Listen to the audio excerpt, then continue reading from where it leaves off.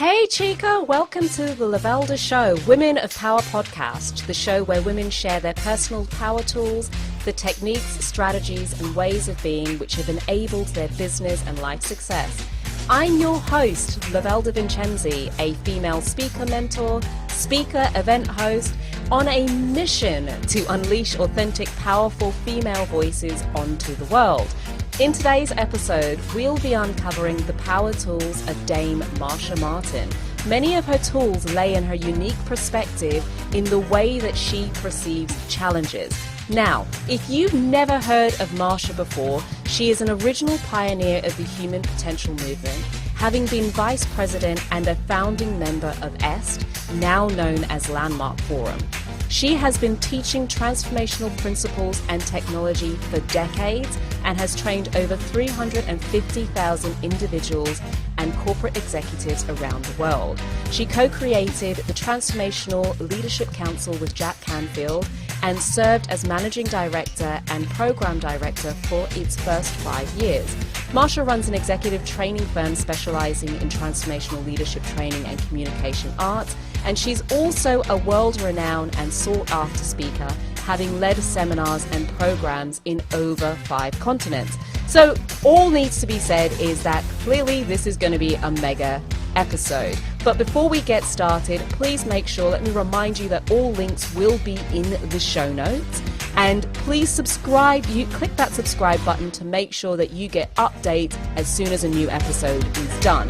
Well, enough from me. Let's get on with the show. Hi there, welcome to the very first episode of the Lovelda Show, Women in Power podcast. Today I'm being joined by the incredible Marcia Martin. I'm like beyond buzzed to have this conversation. If it comes to women in power, like you've heard the intro, this woman understands a thing or two, and I couldn't think of anybody better to start this show with. So Marcia, welcome so much to the show. Thank you so much, Lovelda. I've been looking forward to it, and congratulations on your new show. I'm honored to be your first guest. Yay! So let's get this show on the road. This is the Women of Power podcast, but I understand that, you know, this idea of power is one of these things that people have got various different explanations and understandings of what it is that makes a powerful woman. So from your perspective, when you're thinking of a powerful woman, what is it that you think makes a woman powerful? Well, I have a specific kind of unique perspective on this. And what I think makes a woman powerful is her ability to attract. And I think that most women confuse being attractive and being attracting. So a lot of women think that what they need to do to show up, be powerful, make a result is to look pretty. It's about what I'm wearing. It's about how my makeup is. It's about how much weight I weigh. It's all about those things, which is about being attractive. But I think women go down the wrong course on that. I think that a woman's real power is in the fact that her nature is she is the one who calls. She attracts. Women call. They don't respond, they call. So it's kind of like, maybe you could use it like a spider and a fly, that there are many things out there, opportunities, relationships, connections, wealth, health. And if I'm the spider, I'm going to attract or send out a scent or a web or some kind of calling. And that's a nature that women have. It's not a nature that men have. Men respond, women call. But most women get caught up and they think that what that is being pretty or attractive. No. It's the nature of how to attract something to you. Now, to attract something to you, you have to stand in the fact that you are at cause. You can't be a victim and be attracting. Victims are at the effect. They're not at the cause. So you give up your womanhood or your power if you consider you're at the effect of your circumstances or that you're smaller than what's around you. And a lot of times women go into this little place where they either become a mommy or they become a little girl. And many times we haven't been taught to be women and stand in our nature, our powerful nature of we call, we create, we're the first one that initiates everything. We are the one that creates the whole universe around us. We're not being at the effect of something, we're causing circumstances. So that to me is a powerful woman, one who knows her nature, that she has the power to attract. There's so much in what you've just said, Marcia. I'm like sitting here and I'm going, oh my gosh, like there's so much to deconstruct from that. So my personal story, part of me is a bit terrified because my mom's going to hear this and be like, what? So my personal story is I was raised by my mom to be this like powerful, independent, self-dependent, like just like you don't need anybody. You got your stuff together, you know, totally out there being independent. And the reason why I say that is because it's been a blessing and an absolute curse at the same time. And I love my mum. I know where she was coming from with it. I don't regret that that's the energy she put into me, but at times it's been my absolute undoing. And the reason for that is linked to what you've just shared there in terms of the definition of power. And there's a fine line between being authoritative and commanding and putting your name out there, but also being vulnerable and open and supported. And the curse when we think, you know, for me, my curse of thinking of power as like independent, like I'm a strong, independent woman, I got my shizzle together, was the reverse of that, right? When it came to like being open and being supported and taking on and owning some of that, it's actually really powerful to say, hey, I'm stuck, can I have some help here? Is also very difficult. So you know what you're saying there, I think there's a double-edged sword and there's some real nuances in where victim comes in and where you're really in a place of being at effect. And sometimes that's softer power, not just the kind of absolutely. I would tweak what your mother taught you a little bit. I would say absolutely we all need someone. We don't ever let anybody tell you that you don't need anybody. All human beings need other human beings. Now, how you interact with those human beings is where power comes from. So if a woman acts as if she comes from her power, she has an inner power, she comes from her confidence, and it's not about the outward layer of how I look. It's about the inward layer of the energetic force that I command and wield. And so I can call to me all sorts of things. I can call to me relationships. I can call to me opportunities. I can call to me wealth. I can call to me health.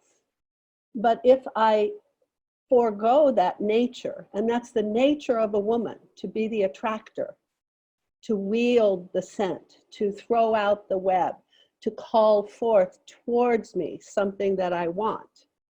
And in order to do that, you have to know what you want. And most women get stuck in being a mommy, taking care of someone, or being a little girl and pretending that I don't have power at all and I need someone to take care of me. And they get kind of down the wrong road of even knowing what they want. And they start looking outside themselves to find the answer to that. They look to the man that's in their life, or to the partner that's in their life, or to the boss that's in their life, or to the whatever. Instead of going, here's what I choose for myself from my inner self. I've looked, I've chosen, I know, I'm certain, and now I'm going to cause it to be attracted to me. I don't have to force, I don't have to manipulate, I don't have to push, I have to seduce, I have to call, I have to inspire, I have to tantalize. There's all sorts of ways that women can call things to themselves. And it's not about how they look. It's about who they are energetically. So that leads me beautifully on to my next question, because like you have lived, I'm going to call it a gazillion lives. Like I look at it and I just think what you did when you were at Est, for most people, they've done that and that's it. Like, it's like, I've made it, I can fly forever off the back of a success that I had years ago. But no, not Marcia. That was the beginning of like multiple iterations of recreating that for yourself. So what are the tools, like, what is it? Like, I'm just going to come out and say it. I'm going to ask you to do the impossible and see if you can condense it into like 3 core principles or ways of being or people you've met or something. But what is it for you that you would say are the 3 things that have been absolutely instrumental and fundamental to you being able to recreate in business and in life such incredible things almost on a dime? Okay, well, I'm going to give you 4. Okay, we got bonuses. I mean, I looked at what is it? How would I share this with people? And what would I give in terms of wisdom in this arena? And I came up with 4, but I want you to know something. First of all, I've had kind of a unique life. I was, as a young girl, one of the original founding members and founders of EST, which became Landmark. And I was its first senior vice president. I was in charge of all the enrollment and communication. I had 5,000 people working for me. Over a 10-year period, we took this organization from 20 graduates in our first seminar to millions of graduates and thousands of centers worldwide. So that's kind of extraordinary. Absolutely. And before that, though many people don't know, is my internship as a young girl, as a teenager into my early 20s, was with a shaman who we called Aunt Gladys. She was really a distant cousin, and she was an esoteric astrologer and a metaphysician.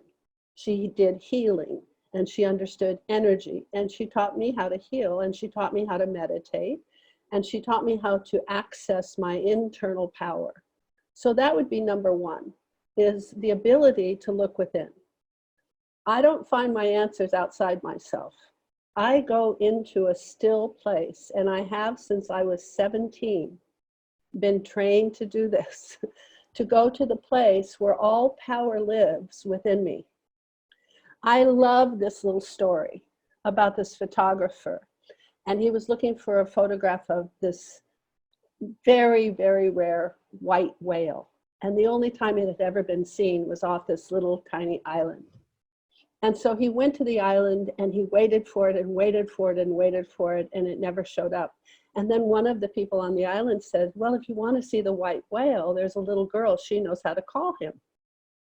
So he found this little girl, she takes him down to the sea, and she says, close your eyes. And he does. And pretty soon he hears a bunch of rustling in the water, and he opens his eyes, and there's the white whale. And after he took all the pictures, he said to her, how did you know how to call the whale? What did you do? And she said, oh, I just close my eyes and go to the place where we all speak the same language, and then I call the whale. So that place of internal power exists for all of us, and it connects us to what life is, what the universe is. And if you can come from that place into the world, instead of being in the world searching for that place, then you have real power.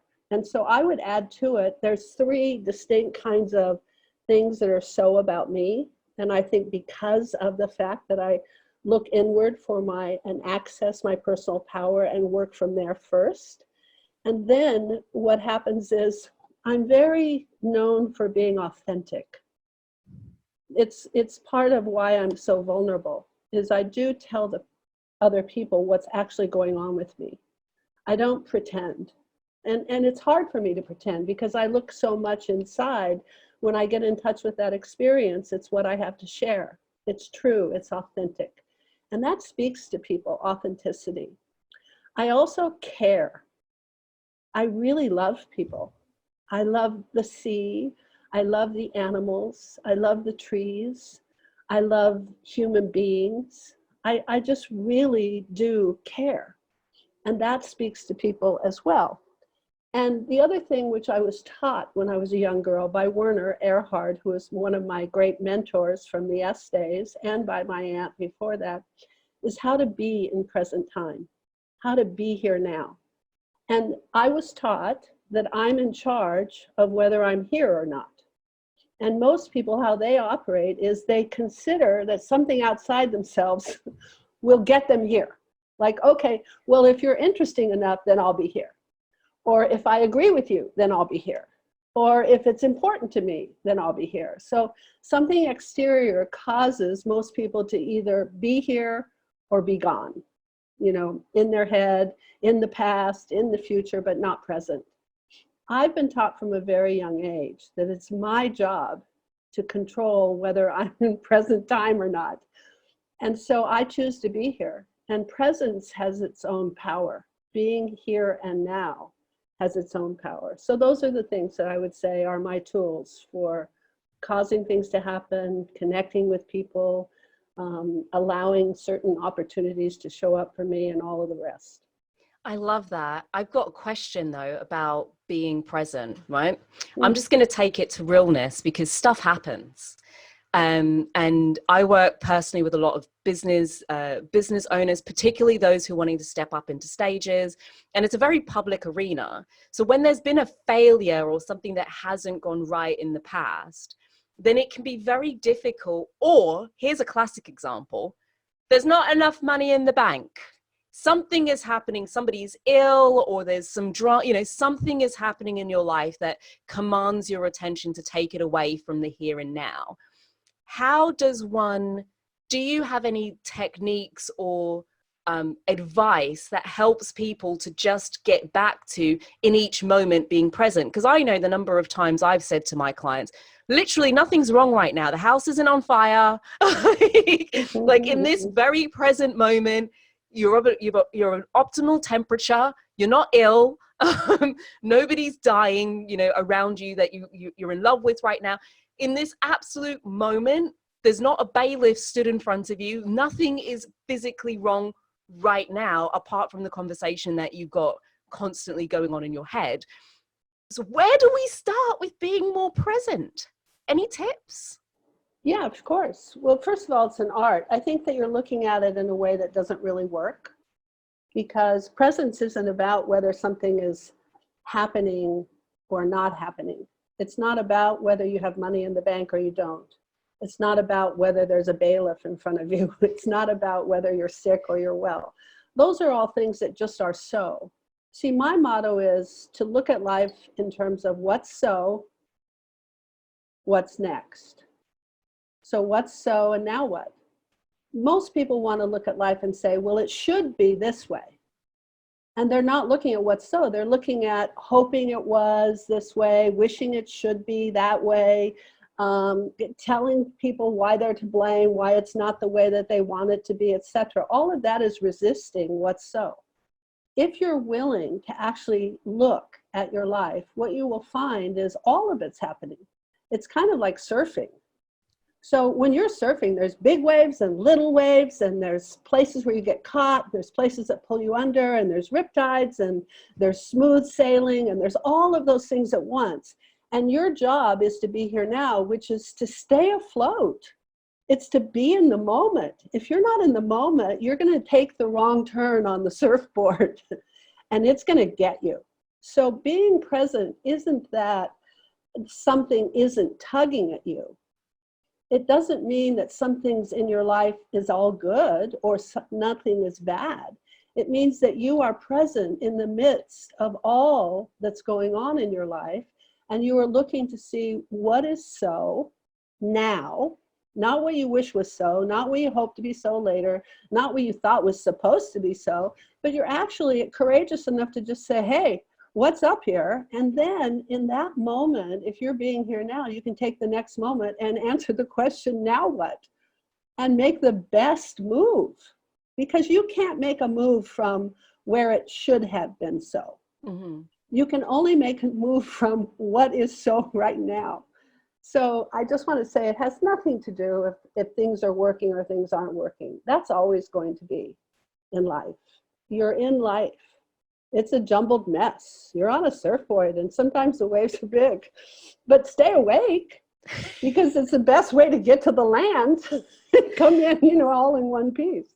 I love how you say that. My husband, I'm the warrior in our relationship. And by warrior, I don't mean like, da, da, da, da.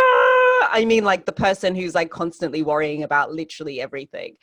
He, on the other hand, seems to live in a happy, hazy bubble where everything is always fine. And until it's in his face, he just doesn't care. It's like, Yeah. is it broken now? I'm like, babe, don't you have a flight that you need to book? I'll do it later.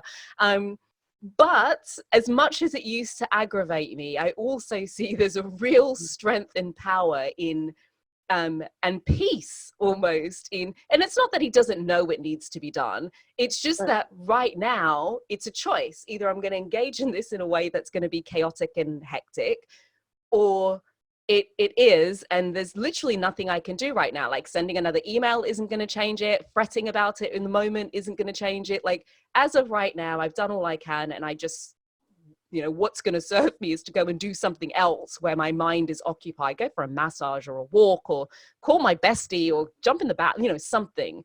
But it's one of those things I feel like we could skim over, but I know from me, right, that like chatter that goes on in the head, I'm like, please, is there a switch? Can I switch it off? And learning how to navigate within it has been interesting. First of all, you can switch it off, Mm-hmm. but it takes discipline and practice, like anybody doing anything that's of a great skill. But I want to kind of give you a different perspective, because I can hear by what you're saying that how you're looking at life is there are good things and bad things. That's what you just said. When something is wrong, he doesn't really see that it's wrong, and he doesn't fret about it, and he doesn't stress over it. And, so what you're saying is how you view the world is, this is right, this is wrong, this is bad, this is good. And I want you to know, I don't view the world like that. The world doesn't show up, it's right or wrong. For me, and this takes some practice and some learning and some really dedication, the world shows up that it is. It's about isness. It's not about right and wrong. And so it's very easy to surf in a world that you don't consider right or wrong. A big wave isn't wrong, and a smooth wave isn't right. A big wave just is a big wave. And a small wave, smooth wave, is just a smooth wave. So I always say this to people. They get upset about so many things. Well, this is bad, and this is wrong, and this is terrible, and this shouldn't be this way, and they get upset. And so I say to them, okay, now when you went outside today and you saw the tree next to the building as you were leaving, did you get pissed off at the tree for being a tree? I mean, think about it. Did you go up to the tree and say, you damn tree, this is pissing me off. I'm really upset about the fact that you're growing here and you have leaves? No. And you don't get upset if it's in the way of your walking straight ahead. What you do is you notice it is a tree in a particular place, and you make your choices based on what's so. Mm-hmm. If you don't walk into the tree and bump your head. That would be a stupid choice.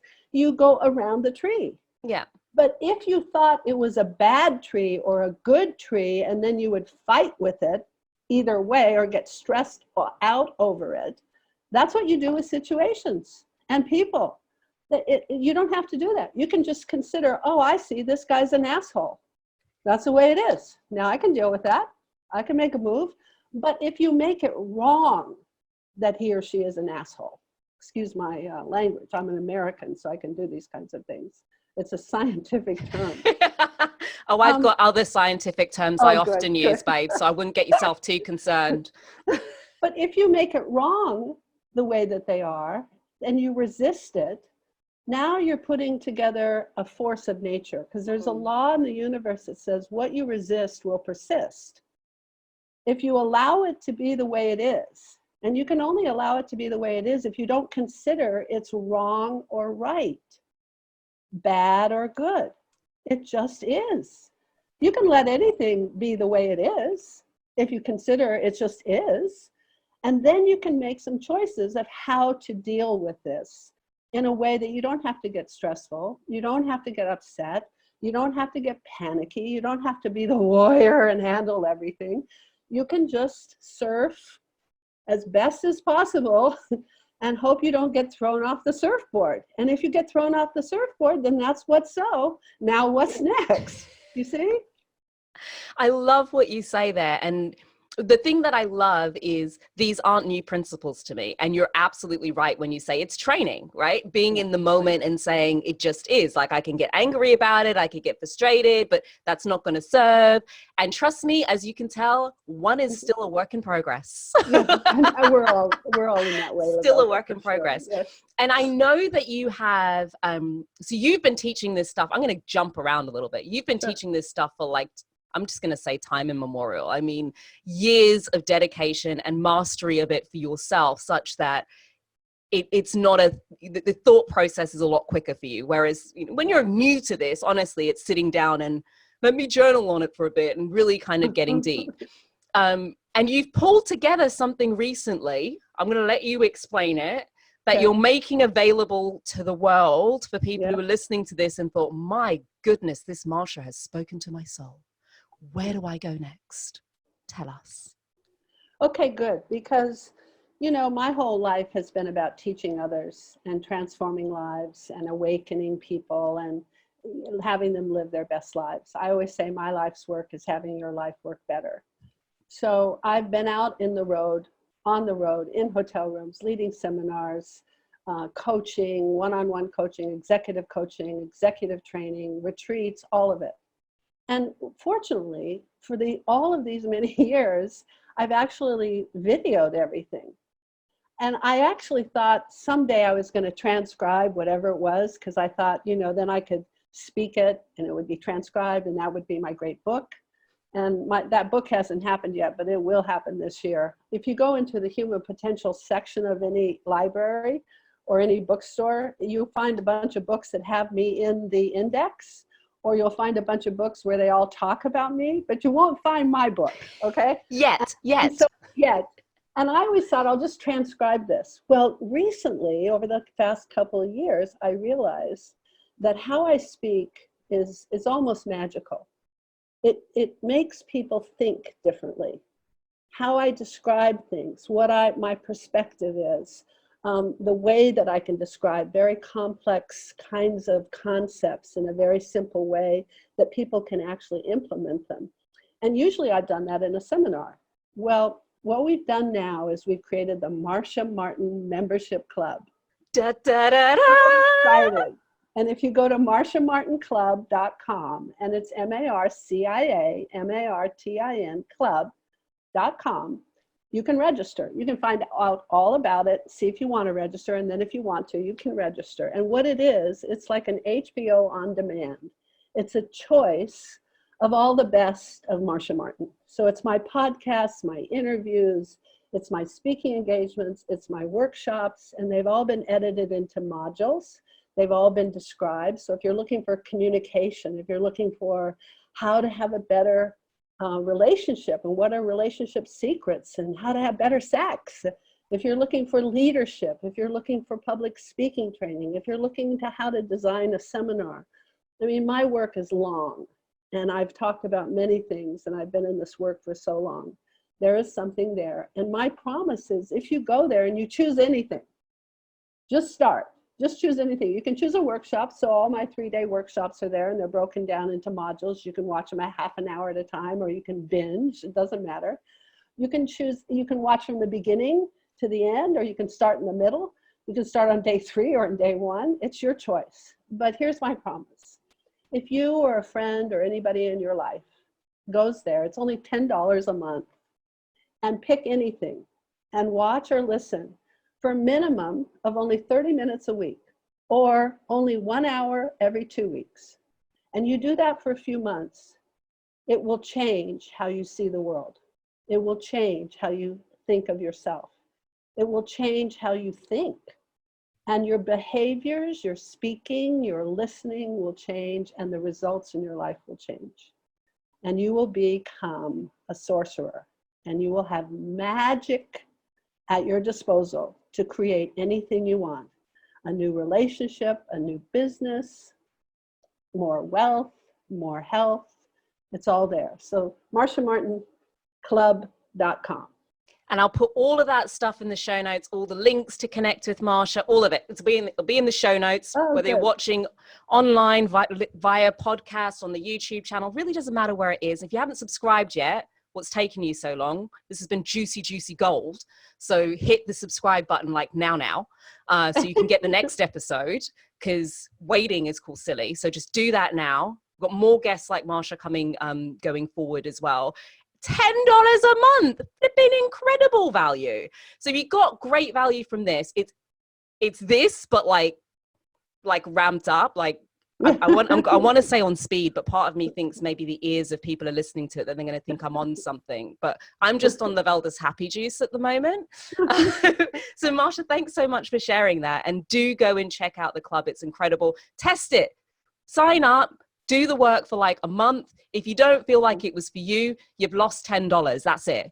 But trust me, you won't have lost anything. It'll be the best $10 you spent. You'll spend it again next month, and you'll keep binging on it because it's only going to grow. Marcia, I'm going to ask every guest this same question because I'm just curious. Tell us, because I like getting into the humanness of people, and this is me now just being really cheeky. Tell me a crazy but true fact about you. Maybe something a bit less known. Well, I was thinking about that you might ask me something like this. And I went back to when I was in my early 20s. And I remember in San Francisco, I got this incredible job, and I was the assistant to the head trader at the Pacific Coast Stock Exchange. And I spent my whole days in finance and business. And then at night, I went down to the club that I work for, and I was a go-go dancer at night in a special little spiffy costume. Thank goodness at that time it wasn't topless, but I had my mesh stockings and my high heels and my stage and my band, and I danced, and then I would get up in the morning and put my business suit on and go back to the Pacific Coast Stock Exchange. Here's to hashtag living your best life. This has been an absolute scream. I couldn't have asked for a more fun sort of start to the Women in Power podcast. Lovelda Vincenzi, subscribe. Did I tell you to subscribe? I check out, once you've subscribed, you'll get updates on all of the new channels and what's coming next. Marcia, it's been an absolute pleasure and blast. Thank you so much for sharing all of your incredible tips. Ladies, listening to this in and of itself, and men, doesn't matter, I don't know who's listening, listening to this in and of itself and not taking action or writing down some notes or something you're going to do different as a result of what you've heard is a wasted experience. Knowledge is not power, just so I'm clear. So I do encourage you at the end of each of these episodes to just take a moment and write down 1 or 2 things that you think you're going to start implementing, such that you too can be fully realized in your power, unleashing your powerful voice to the world. Until next time, my name's Lovelda Vincenzi.